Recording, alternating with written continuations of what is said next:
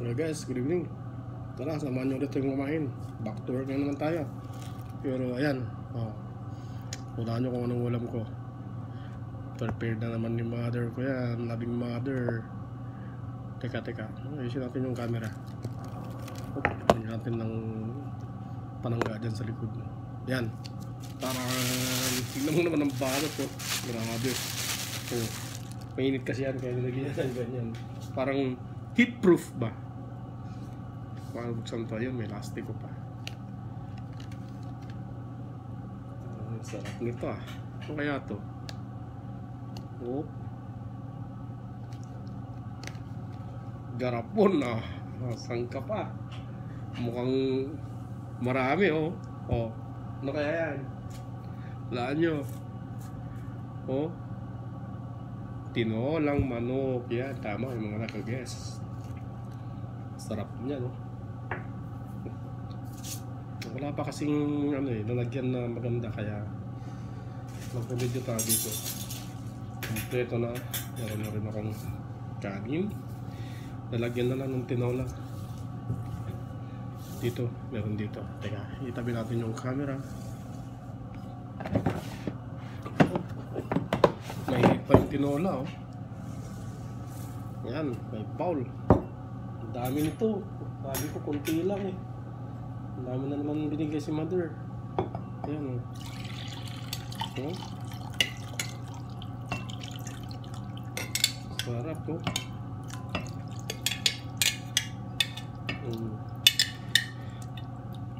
Alam nyo, lagi ako sa mall, kaso walang time maka-stroll ba sa labas or ano para bumili ng lalagyan.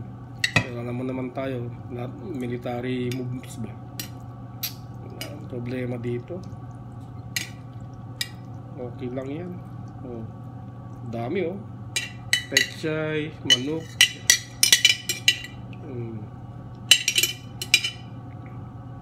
Sarap. Okay, join me. Kain na ulit tayo. May kanin no. Okay na to. Siguro atin ko na naman to. Depende yan. Baka maubos ko to. So, bago kumain, siyempre tayo magpasalamat sa Diyos.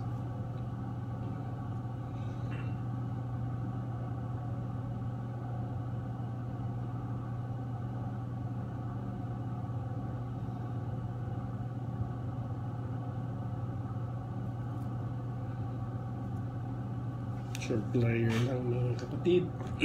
At okay, let's go and eat. Hindi naman sabaw. Sabay na. Kayong ulam nyo dyan. Ayan. Oh, ayan.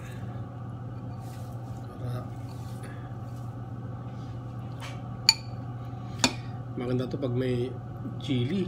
Ayun, yung chili oil ko pala.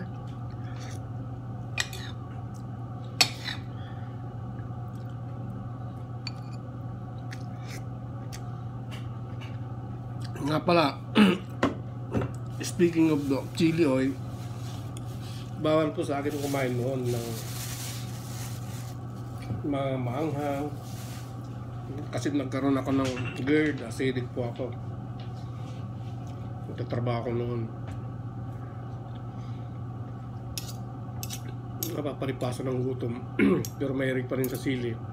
Sunod-sunod talagang nagkasakit ako. Pinagbawalan ako kumain ng oily foods, sabi kong sabihin, saka mga sili ba iwasan. After my colonoscopy o ano yung isa. Yep. Yun nga, na-find out ng doktor na almoranas. Salamat sa Panginoon at okay na naman yun. Nag-take ako ng medication ng 1 month. Siyempre, sa katigasan ng ulo, masarap ng kinakain. Sige, kahit bawal, kain dito, kain doon. And then, alam niyo makakatulong din talaga yung gamit ng mga phones. Depende yan sa paggamit mo. Ngayon, ako naman ay nagsa-search dito, search doon. How to avoid yung mga GERD, ganyan. Ang main reason, alam nyo bakit? Stress lang, mga parts. Pag may stress sa buhay, talagang nagigiba ang ating mga vital organs, mga immune system natin babagsak. Kaya be happy ka lang, boss. So, yun. Let's go. Tama nga.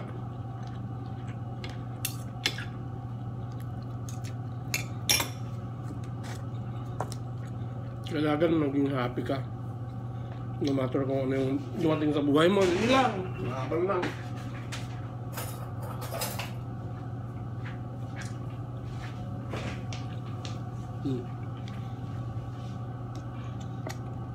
Yung chili oil natin. Maganda rin yung fresh na chili, pero ito kasi medyo ito yung type ko.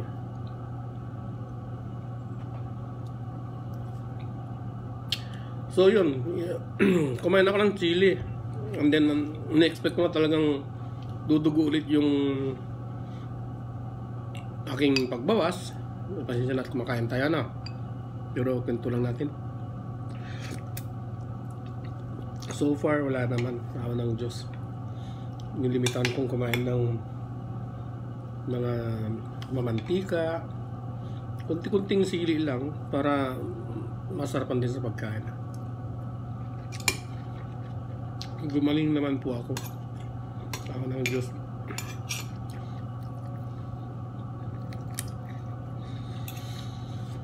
Iniwasan ko lang ang may stress, ang magalit. Nagagayat ko minsan. Hindi man yung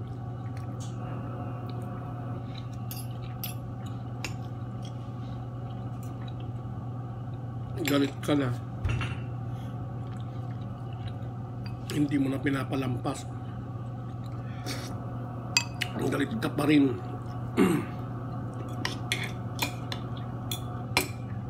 So, hayaan mo na yung mga yun. Pass na, tapos na yun.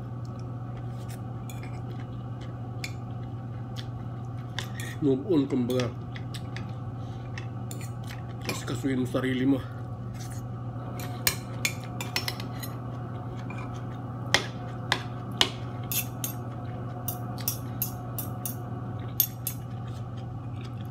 So after that, okay na ako. Nawala na yung GERD ko kahit kumakain ako ng mamanghang. Yun lang. Talagang stress, wag kang pa-stress. Sige. Kung sa tongit, fight. Di ba? Teka lang.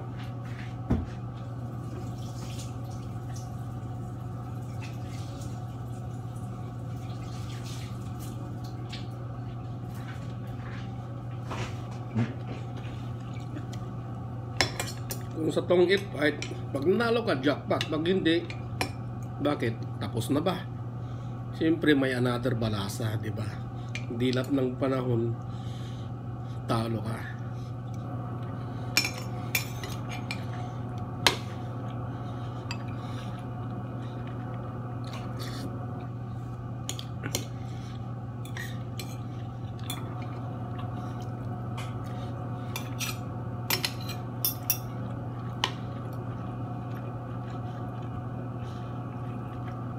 Nung ulam nyo, guys. Okay, masasarap mga ulam nyo, no? Ako kasi isang piraso lang. Minsan, dalawa din.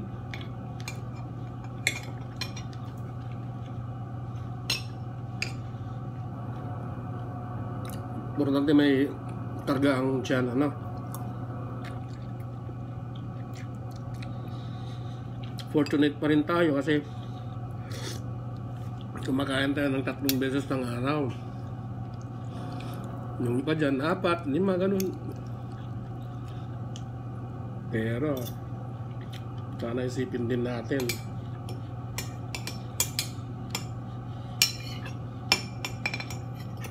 Iba nating mga kababayan, hindi yan kumakain. Alam niyo po yan.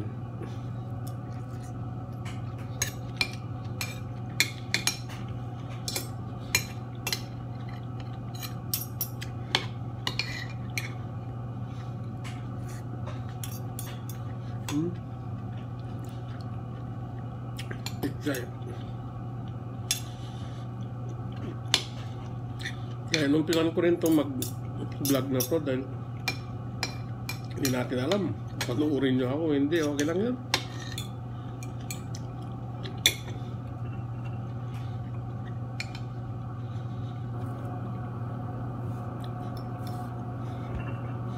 May kanya-kanya naman tayong taste, di ba?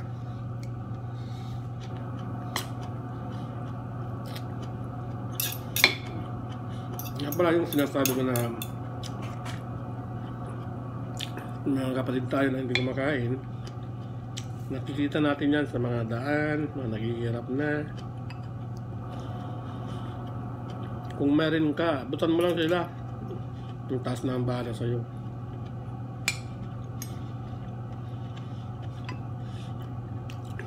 Kaso sabihin nyo rin minsan, di ba? Yun, totoo yan. Nagbigay ka ng isa,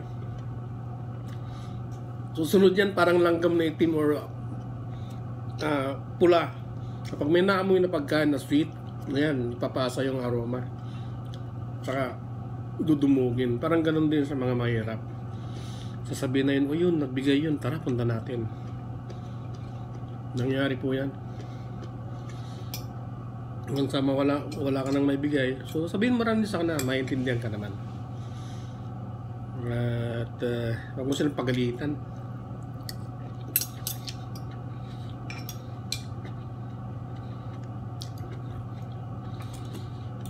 Kung ano yung nasa puso mo, yun ang ibigay mo. Literally, yung ano nasa bulsa mo, no?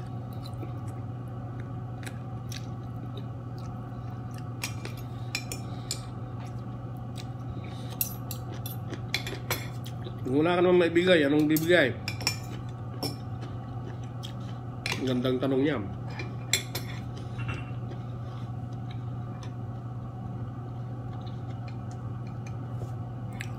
Prayers, siyempre.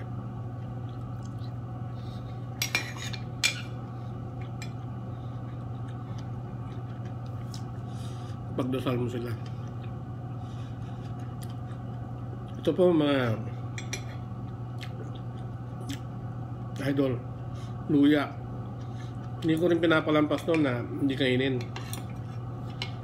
Kinakain ko yan.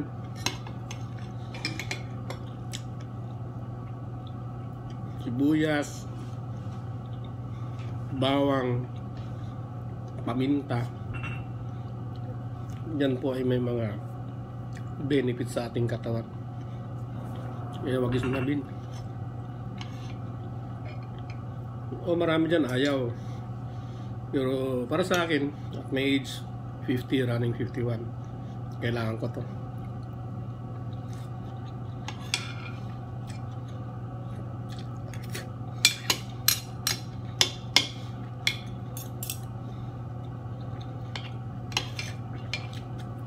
Sabi ko sa inyo, maubos ko yung kanin eh.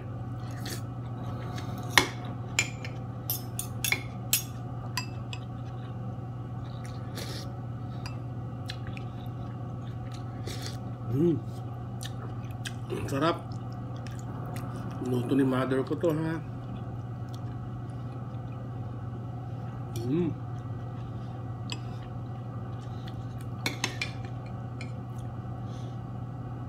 Oh.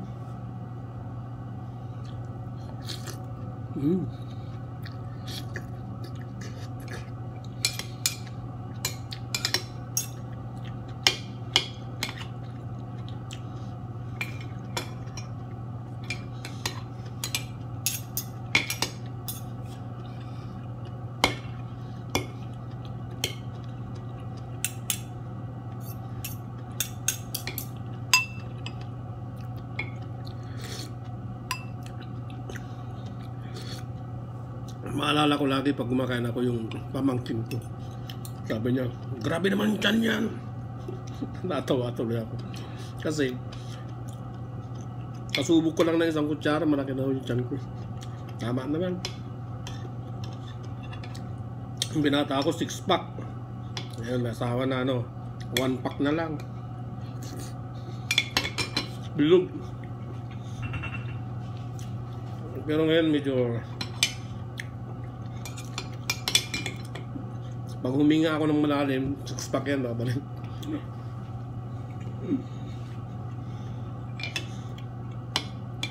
Pag binitawan ko yung hinga ko, 1-pack na. Yun lang yun. Kayang-kayang dayahin yan. Hindi. Kaya natin gawin yun. Yan, challenge ko yung sarili ko nito.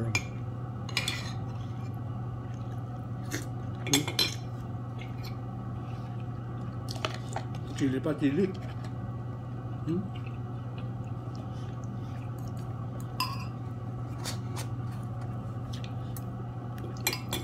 Yan o.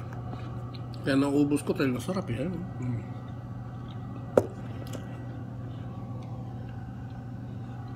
Kunti na lang.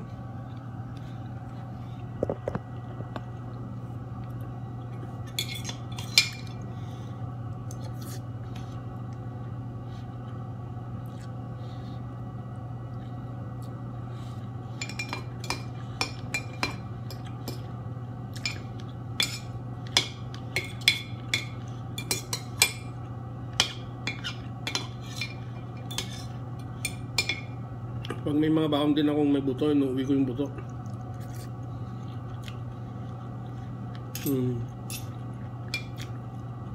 Leftover ko. Tatanong ko bakit.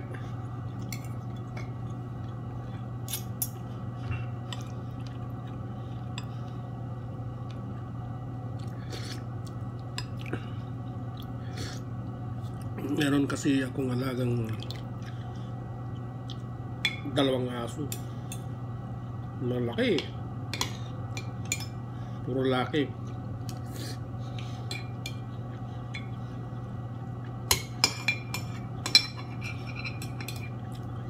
Pag umuwi ako, sa lubong na yan agad.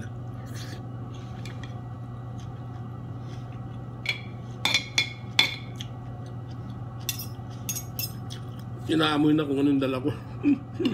Kahit kunti lang, masaya sila. Kaway-kaway yung buntot nila. Kabayagis ng mga buto, tinik. Kung ano man yung binaon ko ng ulam. Gusto din.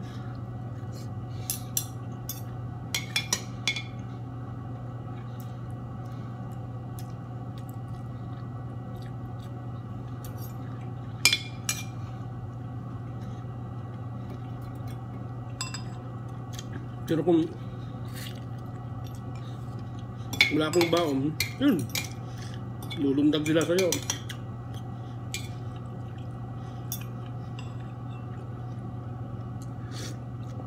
Hanapin kung meron.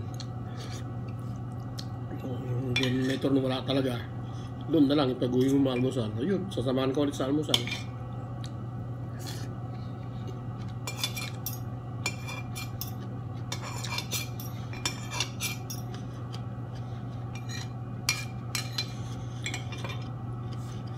Usually ang pinahalo sa sinula, taon ng sili yun, masarap din yun, no? Malunggay.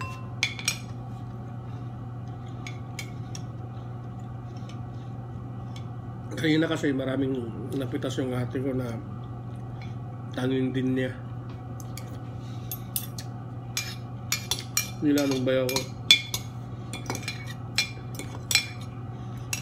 Pechay, ang dami. Ito, preso chili, Ito, sa mga kabataan, try nyo lang nang gagawin. Kainin mo, especially yung green.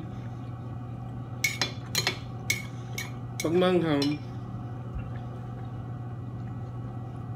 stop ka na, unang araw yun. Pag matabang, ubusin mo yan.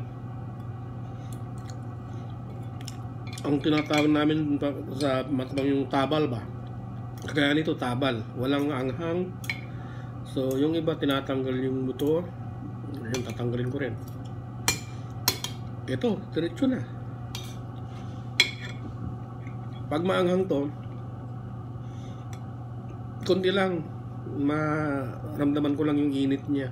Solve na, hindi ko nakakain lahat.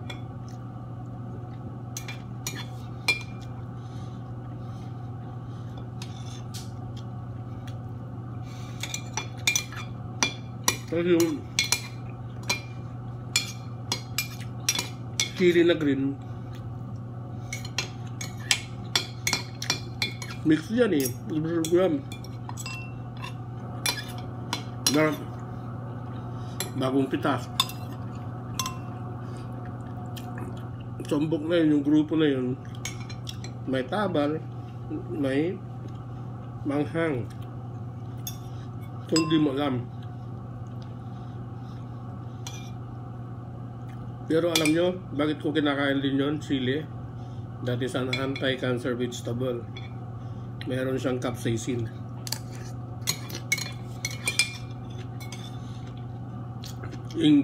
English yun eh. Ano ba yung capsaicin? Isang cup sa isang asin. Hindi compound yun nata. Search na lang natin, search nyo yun. Capsaicin. Na-form ko lang sa mind ko. Kasi na-search ko na yun nun.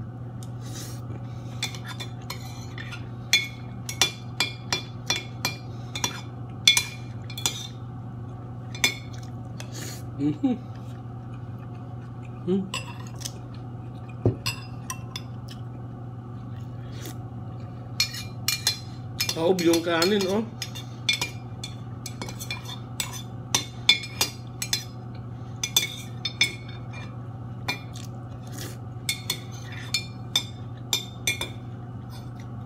O, diba sa mga iba dyan, bawal sa kanila yung maraming kanin din nga. Sugar, diabetic.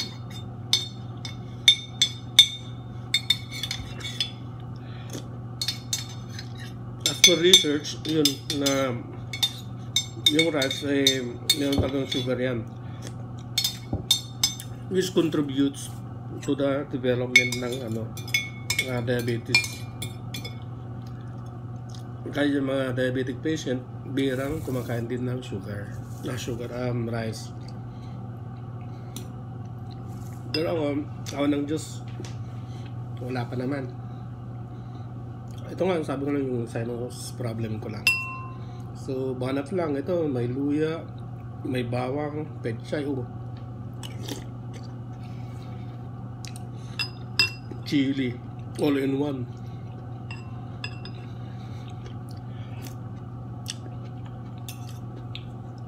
Mga doktor, pinagbabawalan ka. Kita niyo yung puti. Doktor, pinagbabawalan ko, bawal to doon. Eh kung di ka kumain, ano nangyari sa'yo? Dahil sa mga bawal-bawal na yan, na-stress ka. Patay. Kain ka lang buhos. Medya lang. Maniwala ka lang kanino? Sa taas.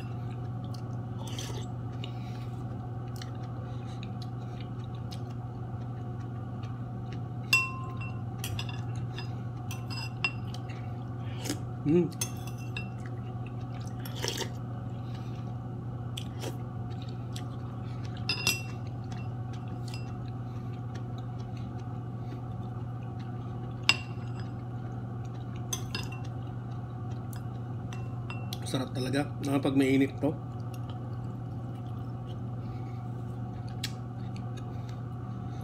Yung pagsubo mo yun, halos ibalik mo pa sa lalagyan yung pagkain dahil sa init. Dahil sarap na sarap ka na at gutom na gutom ka na.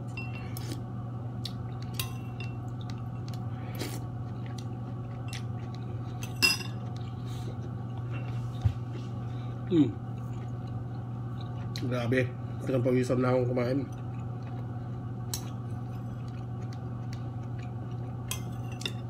Dahil din sa chili.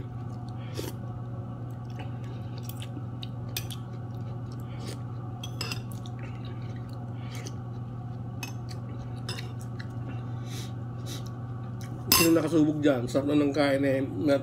Napangpang ang ngipin sa bato sa pagkain. Sa kanin, no? Nasubukan ko po yun. Grabe ang sakit.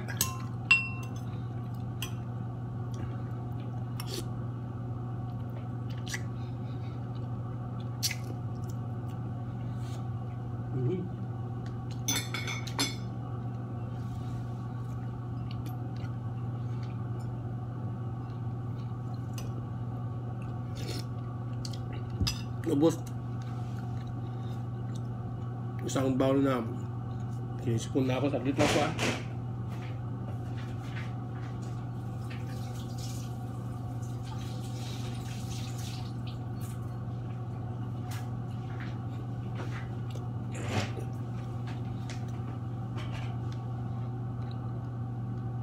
Pasensya na kayo. Aminin ko talaga, nangyayari sa akin yan. Yung makain ako at sinisipon, lalabas na yung malinaw na tubig. Hindi ko nahihiya na sabihin dito. Kasi totoo naman po yan. Yun po yung sakit ko.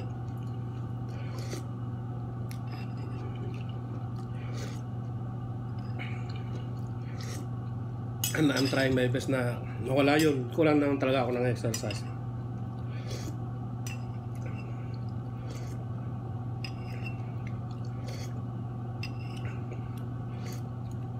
Sarap.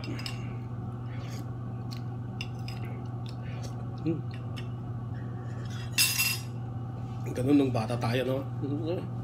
Nandito pa rin. Bata mo lang na, gawin natin.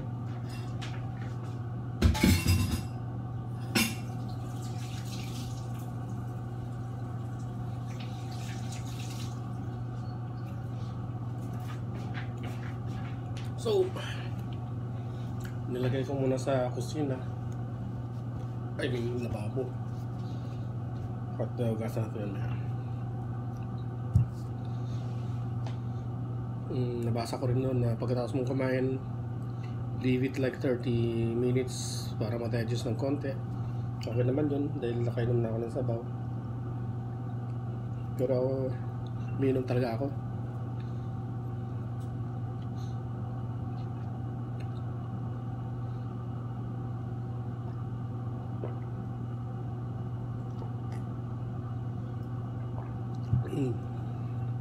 Okay na yun. So, that's it guys. Thanks for watching and following me. Share naman, kwentuhan tayo pag kumakain. Pero bawal yun, ano? Siyempre, respeto sa pagkain na lang ko po yun. Ito naman ay makakapulutan ng aral sa mga sinasabi ko lang. So, let's thanks God again. Let's pray.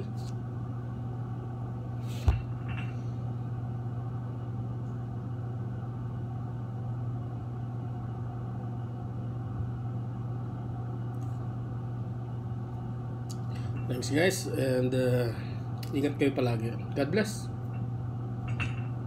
Bye bye.